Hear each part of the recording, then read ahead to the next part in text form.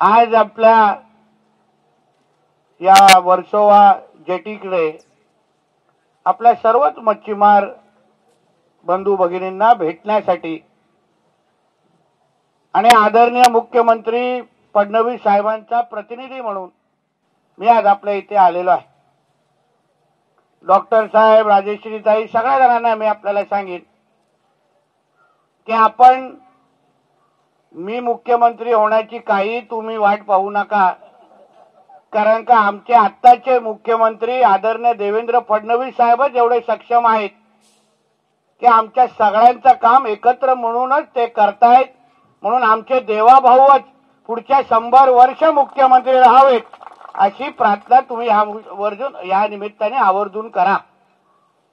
कारण का बघा, त्यांच्या सरकारने, महायुतीच्या सरकारने एक असा निर्णय आपल्या मच्छीमार बांधवांसाठी घेतलेला आहे। आपण सगळेजण वर्षानुवर्ष, पिढ्यानपिढी आपल्या मत्स्य व्यवसायाला कृषीचा दर्जा मिळावा यासाठी राजेश्रीताई तुम्ही किती वर्ष आपण मागणी करत होता, वर्षानुवर्ष करत होता की नाही?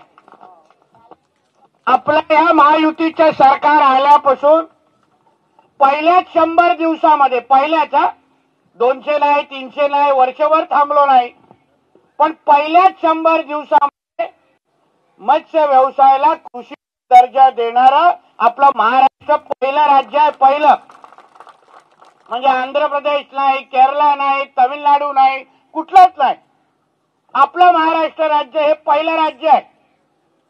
आणि म्हणून आपल्या ह्या निवेदनामध्ये तुमच्या 10 मधले 6 मुद्दे पहिल्यापासूनच सुटलेले आहेत। कारण का तुम्हाला ज्या अर्थी शेतकऱ्यांना मिळणाऱ्या ज्या सुविधा आहेत, नुकसान भरपाई जेव्हा आपल्या इथे वादळ होतात, बोटीचं नुकसान होतं, अन्य मासळीचं नुकसान होतं, अन्य विषयाचं नुकसान होतं, ह्याच्या अगोदर सरकार म्हणून अगर आपण मदत मागायला जायचो तर अधिकारी हात आकडते घ्यायचे।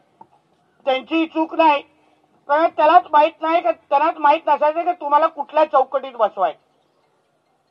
मग स्पेशल केस म्हणून तुम्हाला त्या वेळीचे अधिकारी तुम्हाला काही नाही तरी तुटपुंज मदत द्यायची। आता बघा, काही आठवड्या अगोदर आपल्या अर्नाळ्याकडे, डहाणूकडे मोठं वादळ आलं आणि मग आम्ही माहिती घेतली की बाबा किती नुकसान झालं, तर तिकडच्या कलेक्टरांनी आम्हाला माहिती दिली 1,89,00,000 नुकसान झालेलं आहे। मग आम्ही माझ्या तिकडच्या अधिकाऱ्यांना सांगितलं जाऊन पंचनामा करा आणि नेमकं आपण किती नुकसान भरपाई, म्हणजे कृषीचा दर्जा मिळवण्याच्या अगोदर आपण किती नुकसान भरपाई देऊ शकतो याची माहिती द्या। तर 1,89,00,000 झालेल्या नुकसानाच्या समोर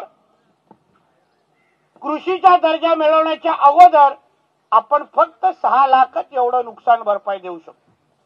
म्हणजे प्रत्येक मच्छीमाराला 200 ते 300 रुपये सरकार देऊ शकला।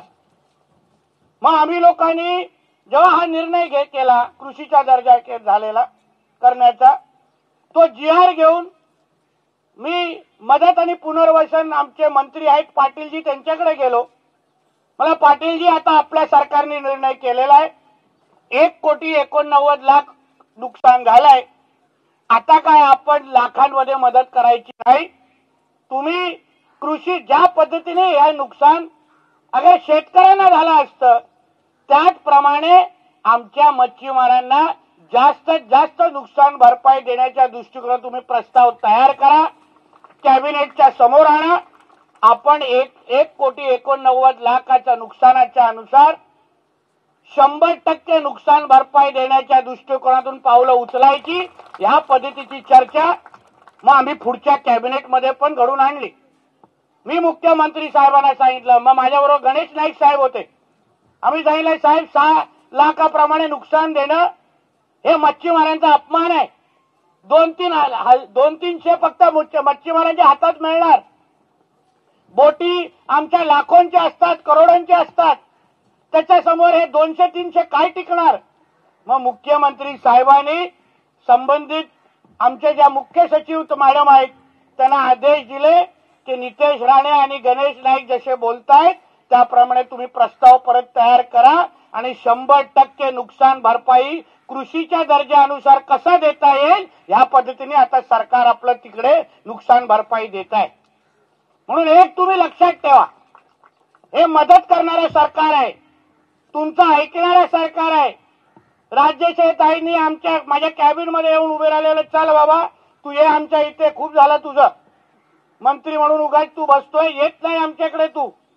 उद्या माझा वाढदिवस आहे, कोकणात जाणार आहे, आता माझ्या घरी हजारोनी लोक उभे आहेत। मी जसं गुजरातवरून लँड झालो, पहिले तुमच्याकडे आशीर्वाद घेण्यासाठी येतोय, मग लोकांना भेटण्यासाठी येतो। म्हणून मंत्री म्हणून आमचं हे कर्तव्य माझ्यासाठी महत्वाचं आहे, पहिलं आहे। कारण का तुमच्याच आशीर्वादामुळे मी मंत्री पदावर बसून प्रामाणिक पद्धतीने काम करू शकीन अशी भावना माझ्या मनामध्ये आहे, म्हणून आज तुमच्याकडे भेटायला आलेला आहे। म्हणून तुम्ही आता विमा असो, नुकसान भरपाईचं असो, याची कुठलीच चिंता करू नका। जेव्हा जेव्हा कुठलंही संकट आपल्याकडे येईल तेव्हा तेव्हा माझे अधिकारी इकडे योग्य तो पंचनामा करतील, आमच्याकडे पाठवतील आणि जास्तीत जास्त नुकसान भरपाई तुम्हाला देण्याची जबाबदारी ही आमच्या राज्य सरकारची असेल, हा शब्द तुम्हाला मी या निमित्ताने देतो। एलईडी फिशिंगचा विषय आहे, आमचे तावडे साहेब आहेत, आम्ही पूर्ण किनारपट्टीवर आल्या आल्या ड्रोनची सुरक्षा वाढवली। फक्त मुंबईवरून दे ऐक पहिलं माझं आणि मग उत्तर दे, मी काय ऐकणारा मंत्री नाही आणि बोलताना गप्प बसायचं। जसं झालं 9 जानेवारीला ड्रोनची सुरक्षा सुरू केली, मग आम्हाला पोलीस खात्याने सांगितलं की साहेब मुंबई सोडून उर्वरित भागामध्ये तुम्ही ड्रोनची सुरक्षा करू शकता, इथे सुरक्षेच्या कारणाने करू शकत नाही। मला ठीक आहे, मग आम्ही काही लोकांची काही कंपन्यांची बोलायला लागलो। मुंबईमध्ये ड्रोनची सुरक्षा नसली तरी लवकरच आधुनिक अशा बोटी आम्ही ह्या समुद्रामध्ये उतरवतोय, जेणेकरून ह्या एलईडी वाल्यांच्या ढुंगणावर आग लावण्याचं काम आमचं सरकार निश्चित पद्धतीने करेल, हा शब्द तुम्हाला भाऊ म्हणून आणि मुलगा म्हणून इथे देऊन जातोय। मी मंत्री असताना ठीक आहे, मस्ती आतापर्यंत करत असतील, येत असतील तुमच्या ह्या किनारपट्टीवर, पण मी तुम्हाला शब्द देतो, पुढचा सीझन चालू झाला अशा कडक आमच्या ह्या किनारपट्टीला करून टाकेन, परत हिम्मत करणार नाही तुमच्या ह्या परिसरामध्ये एलईडी लावून येण्याची, हा विश्वास तुम्हाला मी जातोय। सगळ्या पद्धतीची ताकद आगे बढ़ू शकत नाही, स्टेज लहान आहे रे बाबा, मी जो माझीच विकेट पडेल आगे जाऊन, थांब जरा, वाढदिवसा दिवशी कुठे विकेट काढतो।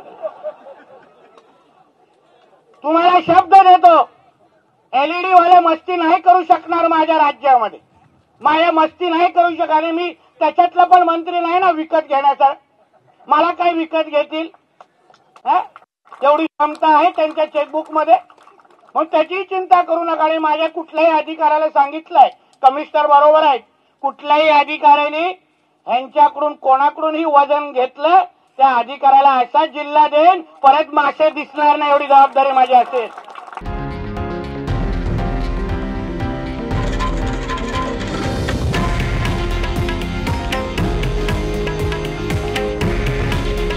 हे आहे देशातील नंबर 1 न्यूज नेटवर्क आणि आपण पाहत आहात TV9 मराठी। काळजी तुमची, हित महाराष्ट्राचं।